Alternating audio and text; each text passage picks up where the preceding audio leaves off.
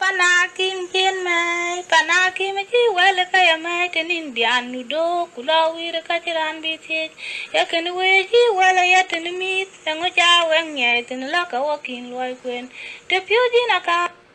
kaya tuan. Con quen ba jotum akim ti amon mon ger ke gaya le war pirtuan ke jaman ke na karan tia to mun to ge kimnen e ke na pi kim din wen ka be ke we ki be ke ga la ra go kurian chir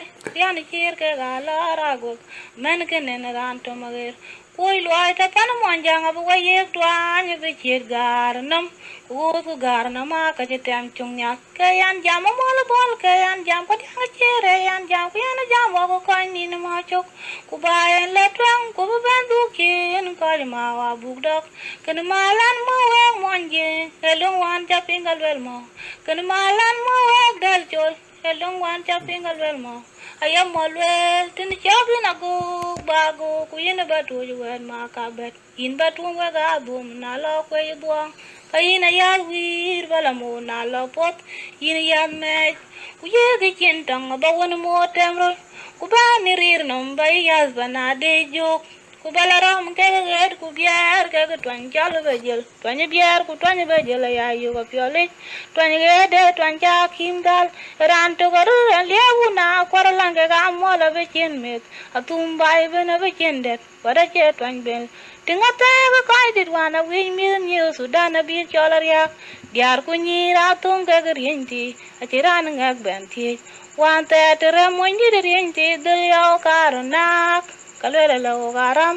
ate ka chi jung joda che ben moñ rana bina ye ting ka jema no ma wiyo rana bina chu yet in be chap ku ina be gede pan cheng gedin ye tung le we ke kondom a che wiya rat ye ken chala kondom ye ken ran chin pyo wel nam bin wel chuk dan ya ti pan nar ya ye ken ran a kwan ba je che moñ ai ran de po ka ngi ra ti de barati de panu ba kan nuam nuti barka dala le we twanji bana raja pe deg moy nit ku renti kula nyir ku diar twanji bana che twan ben go go men wan go ko ma su a che twanjin mo ku ba yet ku nan ya ga yitin ko kun ko garlik a che twanjin mo ku ba yet ku nan ya ga yitin ko kun ko garlik a che twan ben ting met ka ruot a che twan ben ting met yo la ka dia angwen buru ti da kondom ya gani chola kondom dara ya kim le ne get chola kat